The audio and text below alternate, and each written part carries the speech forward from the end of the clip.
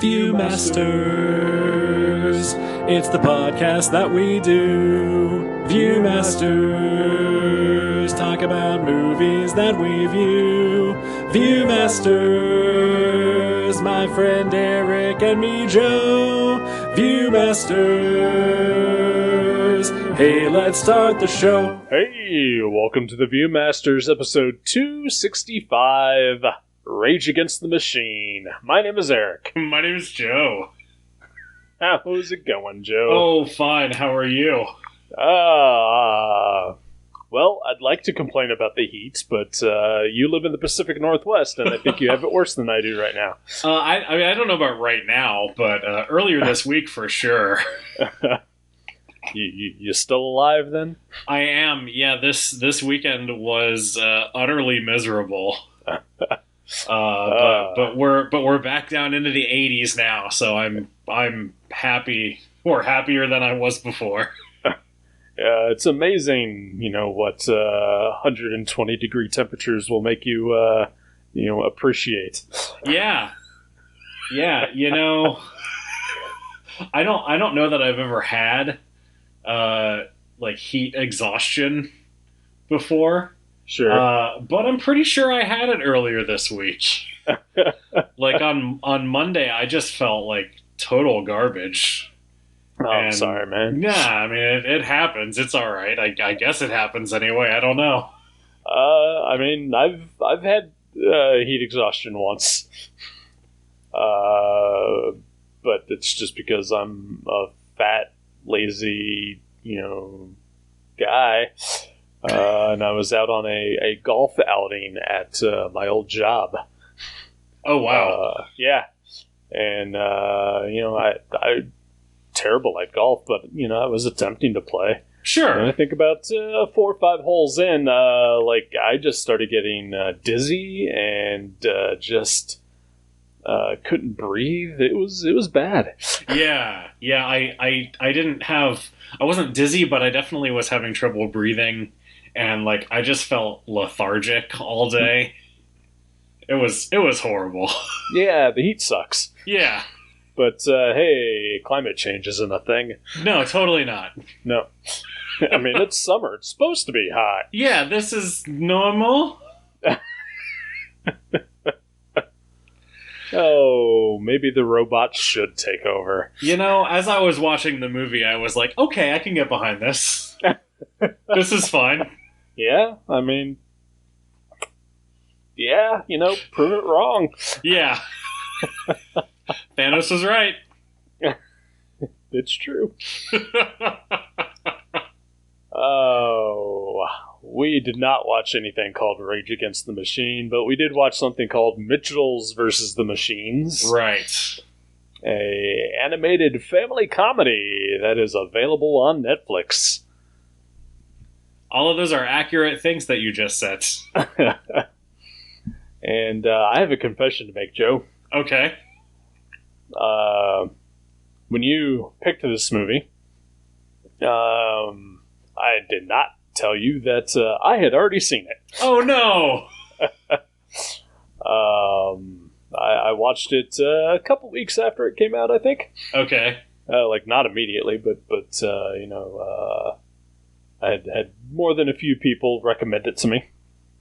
And so I watched it probably sometime in May. And I just kind of love this movie. All right. And was very excited to be able to watch it again. How did it hold up for you? Better this time around. Nice. I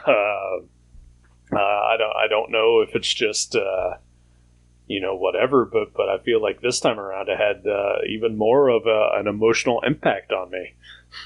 Well, that's awesome. This movie did nothing for me. Really? Yeah. Oh boy. Joe. This movie made me feel like an old man. It felt like I don't know. I couldn't. I liked I liked the main girl character. Yeah. Uh, Katie? yeah, I liked her, and I liked the little brother, Aaron? Aaron. Thank you. Yeah, I didn't catch any of their names. Uh, I guess I liked the mom too. The only character that I really just did not connect to at all, and actually actively found annoying a lot of the time was the dad. And finding him annoying, I guess part of the movie is coming to they all have to sort of accept each other for who they are. Right. And they're a family, so they got to stick together and all that stuff. I had a hard time accepting him for who he was. Maybe I'm just a bad person. Now, okay. Honest question: is it because he's voiced by Danny McBride? That might have been part of it. I don't know.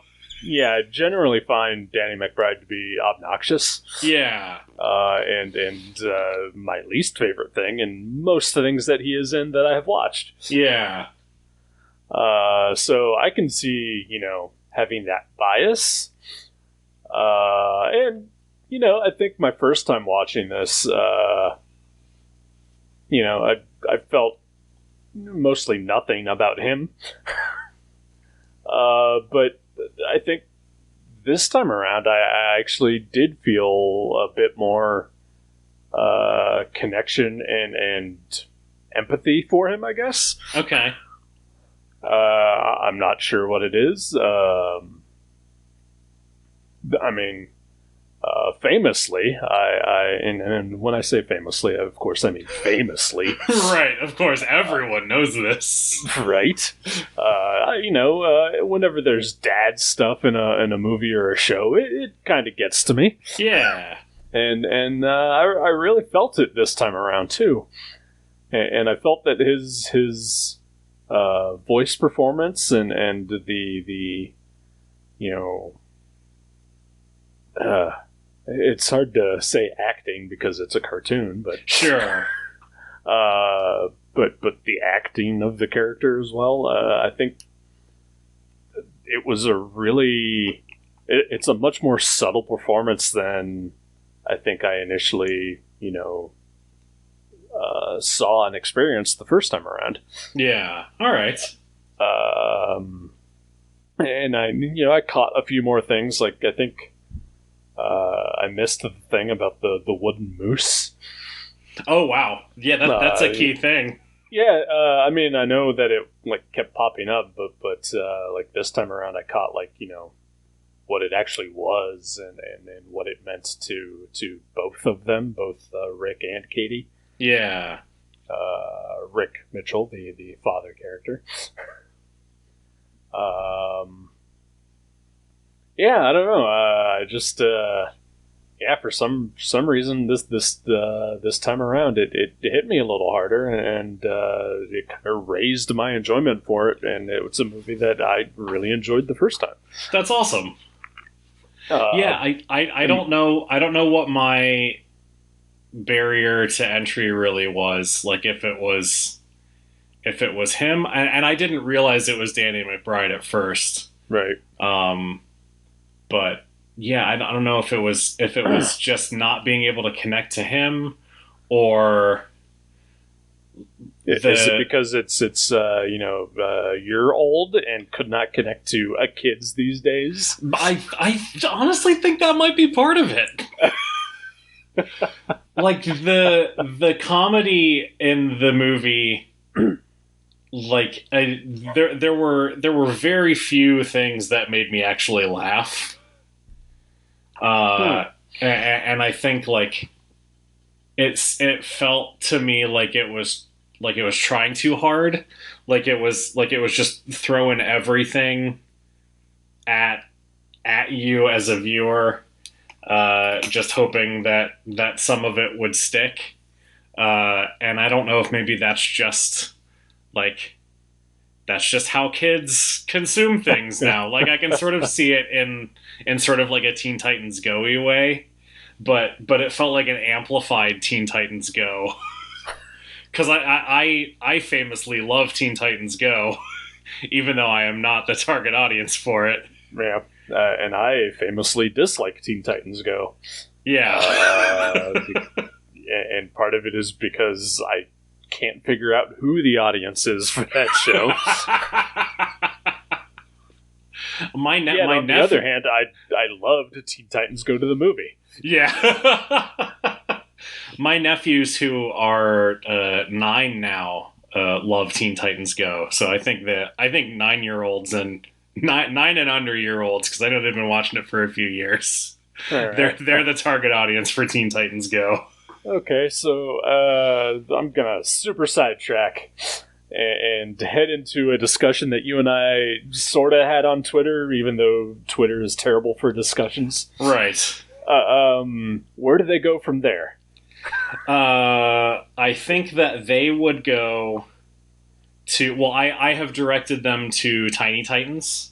Okay. And I have also directed them to the other Teen Titans animated series. The early 2000s? Yes. Yeah, okay. The Teen Titans Go's predecessor. Yeah. I think that is where they would go next. Okay. And then they would get into like the comics, the more modern comics, I guess. Not I don't know about the current series or anything. Is there even a current Teen Titans series? Yeah, Teen Titans Academy. It's bad, yeah. But like the 2003 Teen Titans series, or even the older Wolfman Perez stuff is probably where I would direct them next. Okay, but I think it's easier with Titans than it is with what we were talking about before, which was Constantine. Sure. But, I just, respect where it's due, like with Teen Titans Go. Like, I think it's a gorgeous looking show. Dan Hipp, who I think did a lot of the character designs for that show and whatnot, is an amazing fucking artist. Yeah, he's spectacular. I might say that, a big part of my enjoyment of Teen Titans Go to the movies is that I loved seeing all his background illustrations. Sure. But it's what I know of the Titans, which is mostly the Wolfman Perez stuff. And then I look at Teen Titans Go, and I'm just like, there's such a huge disconnect between them. Yeah. That I can't imagine. Basically, it would be the opposite of how I feel, I think, is that, I know this classic stuff. I can't imagine jumping into, this weird, cartoony booyah thing. Sure. But, I can't imagine someone who is growing up with that then suddenly finding, these old, Wolfman Perez tales or whatever. Yeah. And yeah, the thing we were talking about earlier was about, the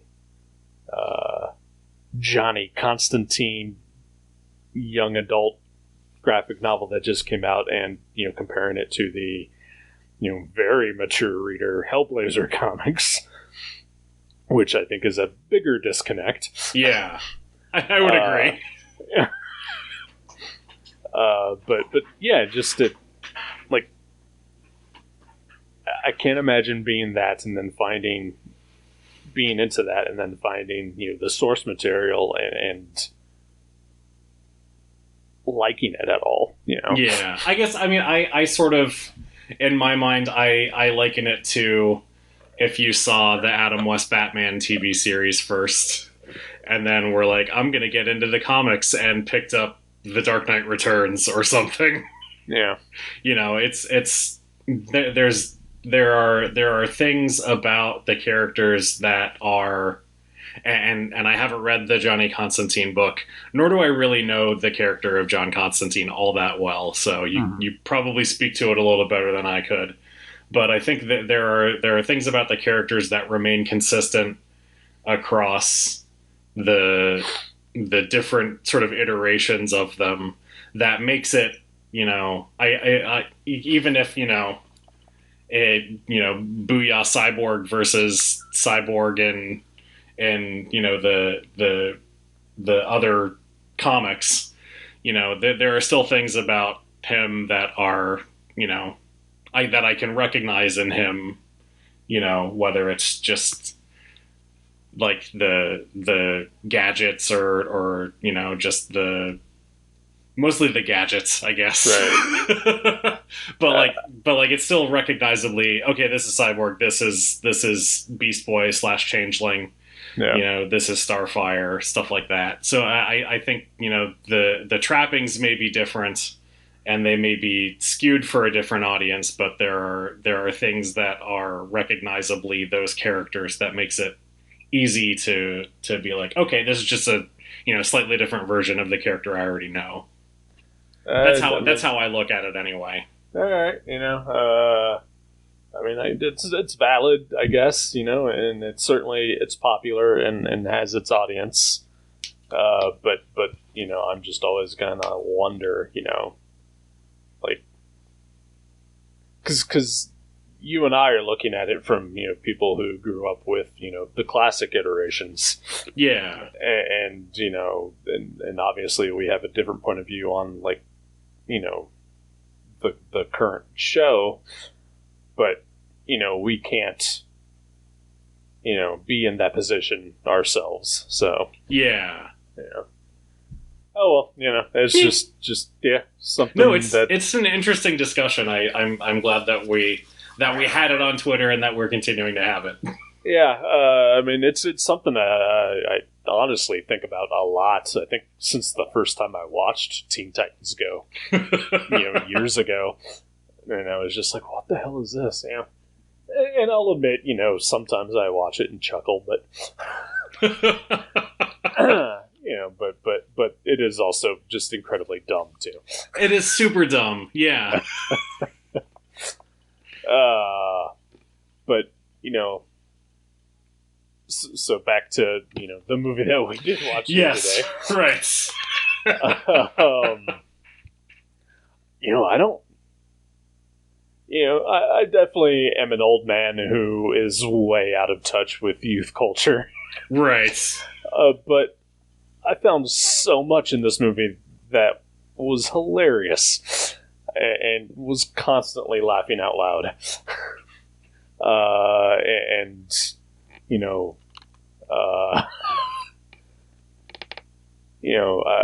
There's definitely an aspect of, sort of the YouTube generation that is, I think, fueling part of this movie. Yeah. Which I do not understand. Such as deregulate tapioca.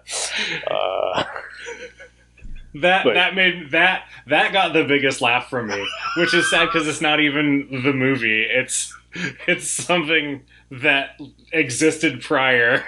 Right. But yeah, there is a certain literacy of YouTube culture and viral videos and memes. God, I sound so fucking old.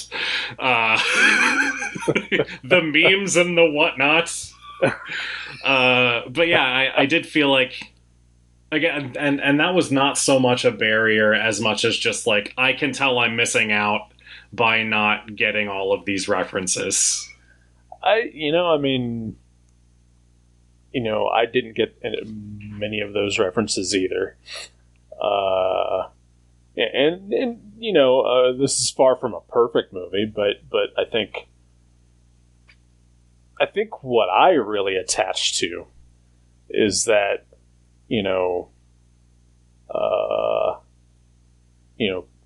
clearly not having, the same experiences as this character, but, I have also been,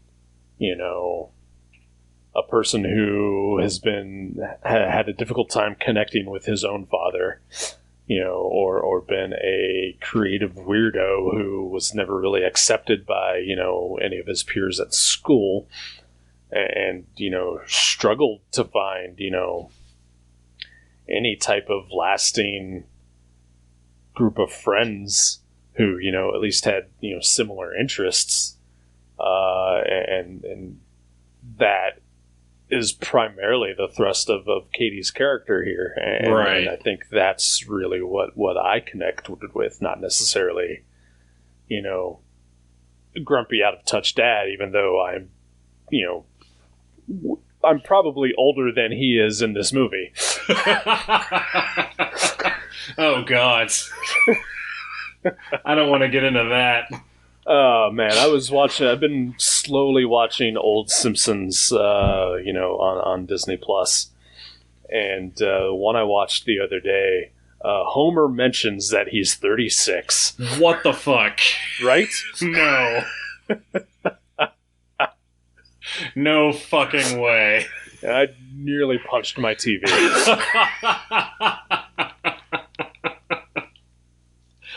I think what you're saying about Katie is part of why I liked her, and yeah, could connect with her in that respect, and also part of what frustrated me so much about the dads is like he is standing in her way at every turn. Yeah, but he comes around. He has a redemption arc. I know. And I thought it was admirable, but also, while he is, he is standing in her way, yes, but he is also trying to look out for her. Yeah. And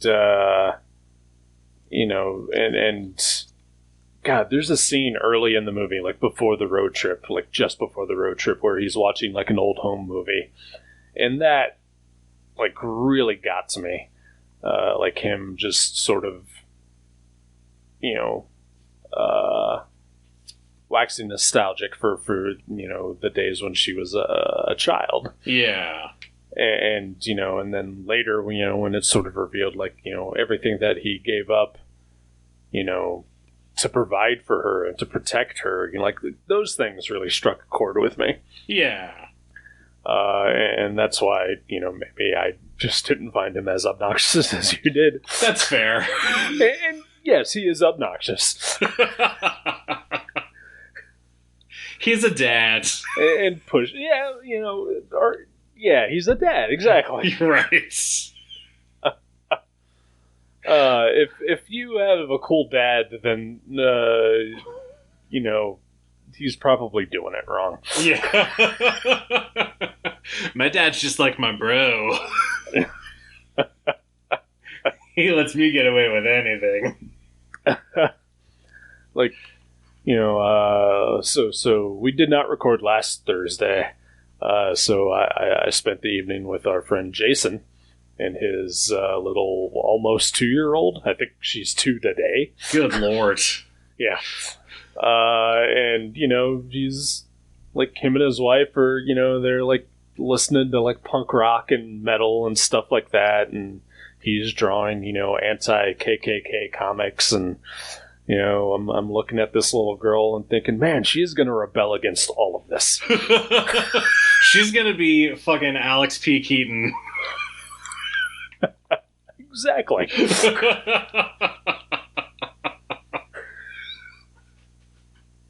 Yikes.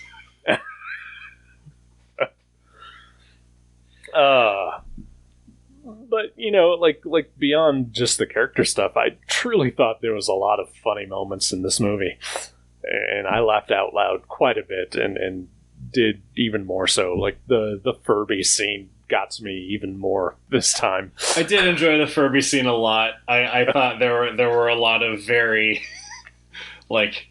Maybe I'm not as old as I think I am, because as I was watching that, I was like, oh, a lot of this would be great as memes. Like, just the Furbies talking about, like, the age of man is over or whatever. Seeing that randomly on Twitter will make me smile for sure. But not even that. Like, I thought that whole set piece was just, put together so great. It was, yeah. You know, the giant Furby crashing through the mall, like just the way that it was lit and animated, just was just spectacular. Yeah, Like, there's nothing visually bad about this movie at all. It looks really cool. Yeah. So this was also produced by Lord and Miller, who did the Lego Movie and Spider-Man Into the Spider-Verse. Right. Movies that you and I both saw in the theater together. Yes. And I definitely think, Spider-Verse is definitely a much, much better movie. And Lego, I think, edges it out a little bit.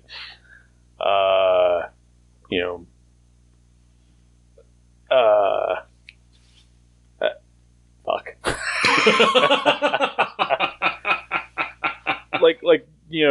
Just visually, like, I think it's Spider-Man is I think probably visually the best cartoon movie that has come out in a decade, easily. But this, I think, is not as amped up, but I think is pretty close. Like just character designs and just sort of the fluidity of the animation and like it isn't being as, hey, look at what we're doing. It's toned down, but it's still pretty visually arresting, I think. Yeah, it's doing some of the sort of, or feels like anyway, I don't know if it's actually, or if it's just emulating. It's doing some of the similar things that Spider-Verse does with blending different animation styles throughout, which I thought was very cool. It could be a lot sometimes, but sure. but I enjoyed it when I wasn't overwhelmed by it, if that makes sense. Yeah, okay, I get it.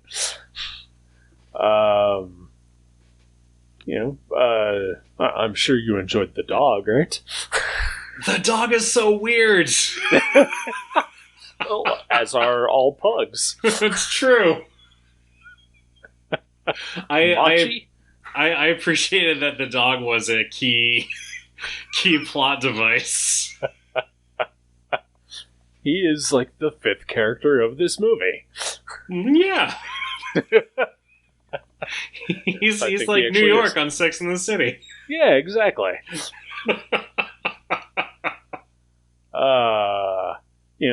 Not to this does not reflect to the quality or opinions of the movie or anything like that, but did you know that apparently this is the first time an actual dog was used to voice a dog on a movie? I did not know that. I saw the dog credited in the credits. Yep. I did not know it was the first time, though. That's cool. Yeah. Usually, you get like a Frank Welker to make some dog noises. Yeah, I mean, it's about time that we stopped letting humans put dog face on for animation. It's too much. I'm glad that we're finally getting accurate canine representation in animated films. I look forward to the properly cast Scooby-Doo movie. I want to know what Great Dane they get to play him. Oh, I hope it's Marmaduke. No, Joe. He's the only other Great Dane I know. Don't ruin this for me. All right. I do have some bad news for you about Clifford. I saw someone on Twitter say that trailer looked like a commercial for an anxiety medication. And yeah, absolutely. For like the old movie that came out, or no? There's a new Clifford movie that the trailer for debuted earlier this week. What the fuck? Is Owen Wilson still the voice? I don't know. I did not watch the trailer. All right. I saw some GIFs and some screenshots. Huh. And that was enough. All right. I'm not really into kaiju movies, though, so, you know. What are you going to do? Oh, I'll just wait for Clifford versus Kong versus Godzilla. Right? Versus Pacific Rim. Yep. Uprising. Clifford does come from the Hollow Earth. They don't really get into that in the books. There are a few throwaway references to it.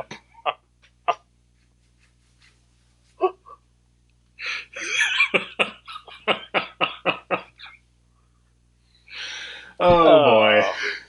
So, real quick, you want to talk about the plot of this movie? Yeah. Terminator 2. It's a cross between Terminator and the iPhone. Yeah, definitely. It's so this is a Sony animation movie. Yeah. And the message of the movie is basically that everyone but Sony is terrible. So yeah, there's a big tech conglomerate that is basically just like a mashup of Apple and sort of Facebook and Amazon, I think, a little bit in there, and Google. Yeah, I'd say so. And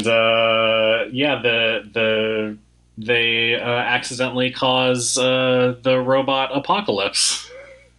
Yeah, pretty much. The iPhone basically gains sentience and creates evil robots, and they start kidnapping all the humans.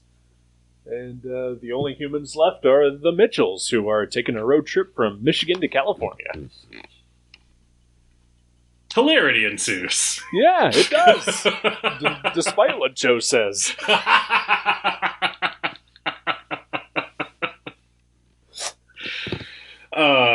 So they take it upon themselves to save the world. Yeah. They do, I guess, a little bit. I guess Katie does it initially for selfish reasons. Sure. But then they do it because it's the right thing to do, I think. Yeah. But still, what's more selfish than survival, right? That's true. That is true. So every superhero is selfish. Fantastic Four are the mortal for stopping ones are. Galactus. Yeah. I think if it was just their survival, then sort of. I mean, if you think about it, the most heroic heroes are the Doom Patrol, who chose to sacrifice their own lives in order to save a small island village. That is true. I don't think we talk enough about their heroic sacrifice. Yeah, probably because they came back. That's true. Oh boy. Yeah, it's not that I did not dislike the movie. I enjoyed watching it. I thought it was a half an hour too long, as I do, I think, with most movies. This is one where I will not say that. All right. Yeah, I was fully invested the entire 2 hours. It's long for an animated movie. It is, yeah. Most tend to be 90 minutes or less. And maybe I just had the wrong expectation for it, because I know I texted you when I started it and was like, I did not realize this was 2 hours long. Sure. So I may have gone in with the prejudice of, why is this 2 hours long? I mean, that can happen for sure. I've definitely, just on my own, like, been flipping through whatever and saying, Jesus, 2 hours 15? Fuck that, Yeah. It's like, I don't have this kind of time, and then I proceed to watch, 6 hours of whatever. I believe there's a category now on Netflix that's just called 90-minute movies. Nice. They know what's up. They really do. I do think part of my... I don't want to say reappreciation because, I still liked it. Sure. extra appreciation. I've been listening to a much better podcast than us called Blank Check, and they are currently, at least where I am listening to, I am currently listening to the Brad Bird miniseries that they're doing. Oh, nice. And so, like yesterday, Tuesday, I can't remember what day, I watched The Iron Giants and The Incredibles, like back to back. Oh, that's amazing. And Iron Giant is like 90 minutes, but The Incredibles is 2 hours, basically, the roughly the same run time. And I don't know. I think it's just sort of made me appreciate this a little more too. I don't know. Yeah. No, that makes total sense. And yeah, I don't know. I just I did really connect with this movie, and I'm sorry that you did not. There's no apology necessary. Everybody can have different opinions of sort, but just I wonder, are you a little dead inside, Joe? You know what? I've had a lot going on for the past year or so. So, yeah, I might be a little dead inside. All right, that's absolutely fair. Yeah, and I'm working on that. I haven't had therapy in a couple weeks, so maybe this is something I'll bring up next time I meet. Just make sure you absolutely blame it on the Mitchells versus the Machines. I can't think of anything else to blame it on, so yeah, I will.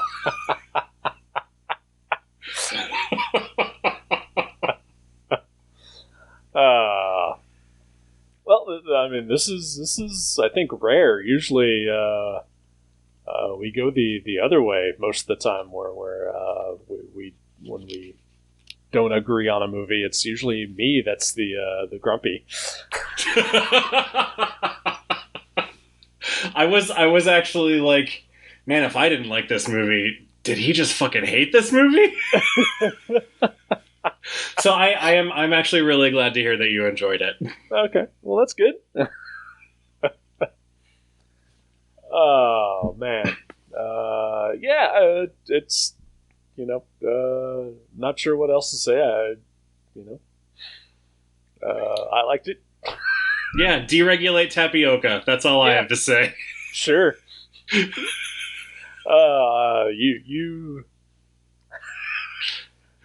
So I did laugh out loud at that scene when it shows up in the movie, and then I thought about bringing it up a little bit, like as like let's get political, and then you texted me the actual YouTube video just out of nowhere. I had to look to see if it was real. I had to know. And for some reason, I watched all 1 minute 46 seconds of it.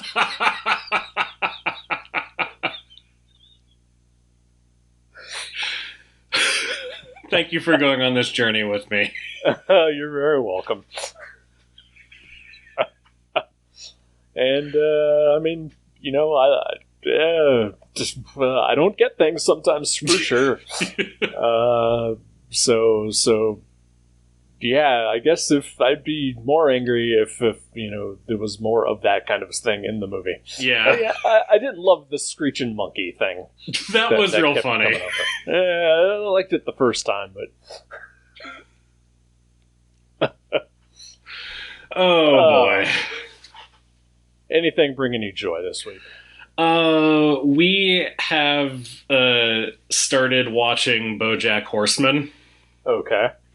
We've only watched 4 episodes of it so far. It is very funny. I like it quite a bit. All right.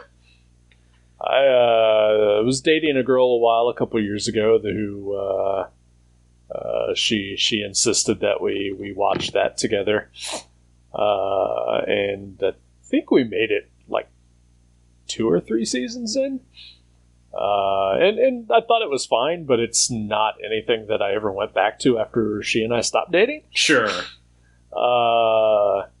And also, it gets real dark later. So Yeah, that's my understanding. Is that it gets pretty intense. Yep. Gets real dark, real sad. Oh, am I not gonna want to watch it at that point?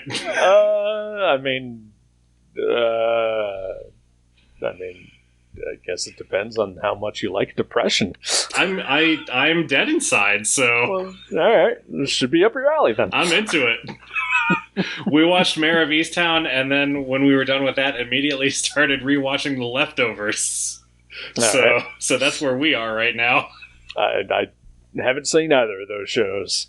The Leftovers is incredible. Okay. The first season is sort of misery porn, which is it's hard to get through, but it's really good. The second and third seasons are maybe the best seasons of TV that I've ever seen. High praise. Yeah, so it's worth checking out. I would check it out. I'm struggling to get through Sweet Tooth. Oh, do you not like Sweet Tooth? Aw. I loved the first episode. Okay. Like, just it filled me with joy. And then every episode after that has been kind of meh. Oh no. So yeah. It's only 8 episodes at least. Yeah, I got 2-3 more to go, I think. All right. I'll get through it. I do wish that Will Forte had been in more of it. I think he was great, and he and Gus together were great. Yeah, I think maybe that's what's put me off on the rest of the episodes. So yeah, I don't know, and I don't think that anyone is bad in the show, and then I like Jeopard in it, but yeah, it's fine. Yeah, that's fair. I think partially I was really hyped up because the showrunner or one of the producers, whatever, is a writer-director by the name of Jim Mickle, who has done a lot of horror films up to this point. Oh, nice. He's done. He did like a crime dramedy. Okay. Called Cold in July with Michael C. Hall. And Don Johnson, I believe, is also in it. Okay. But he did 2 movies, Stakeland and Stakeland 2, which are like post-apocalyptic vampire movies. Oh, wow. That are also just the saddest dramas I've ever seen in my life. And so I was just really excited that he was attached to Sweet Tooth. And it's just sort of, I don't know. Yeah, I mean, I know but that he had a writing partner with them, so he doesn't have him on this show. So gotcha. Yeah, I mean, I know also that compared to the comics, the Sweet Tooth TV show is much lighter and more family friendly. So maybe that's part of it. I don't think I ever really made it past the first trade. Okay. Which I think we reviewed on Gutter Trash with Jeff you Loeb. and another special guest. Yeah, I remember that one. I thought of it while I was watching the first episode. I thought of the song that you guys played before Jeff Loeb came on. Yep. I believe it was a Velvet Underground song. I think you're right, yeah. Yeah, I'm sticking with you. I'm sticking with you because I'm made out of glue. Yep. What's bringing me joy? I bought a bag of ice. I think that's probably my biggest joy. Are you having troubles with your freezer? No. Just I ran out of ice in a couple days. I didn't have any, and all I've got is a very small air conditioner in my bedroom, which does not reach the rest of this house. So it's been very warm in here. And now I can have cold ice water. Nice. Yeah. You could. And it is refreshing. You could put some ice water in a bowl and then run the fan over it. Make yourself a Sure. little makeshift air conditioner. Yeah, because I'm a 1940s Southern lawyer. Heck yeah! You know who I imagine when you say that? Who? A giant chicken. Yeah, I'm not gonna lie, me too. First thing that came to my head. Oh, Lord. Should I pick a movie? If you have one in mind, that'd be great. I do. I will say that I was in a panic because I've had a movie picked out for a while. Because we have sort of staggered our recording schedule just due to things happening. Yeah. And apparently in the time that I decided on this movie until today, I guess, it disappeared off Amazon Prime. It is July 1st. God damn it. Yeah. But I did find it on Hoopla. Excellent. And so I didn't have to rush to think of another movie. I may still have to if you veto it. I don't know. But I would like to try to watch, again, available on Hoopla, the 1955 noir classic, The Night of the Hunter. Oh, I've been wanting to watch that. Excellent. That's awesome. I believe Robert Mitchum and I want to say Shelley Long, but I know that's wrong. Shelley Winters. There you go. Oh, what a great pick. I'm so excited for this pick. Excellent. I'm excited that you're excited. Yeah, this has been on my wish list for a little while. I actually don't think I knew it was on Prime at all. So I think, like almost everything on Prime, I stumbled upon it on accident. And then added it to my wish list, and now it's gone. Nice. But again, on Hoopla. Excellent. All right. Well, that's... I'm tickled that you're excited. Yeah, I'm tickled to be tickled. I mean, hopefully I'm still tickled next week. I hope so, too. I hope it's not a repeat of this week. All right, Night of the Hunter next week. All right, we'll see you then. Goodbye. Goodbye.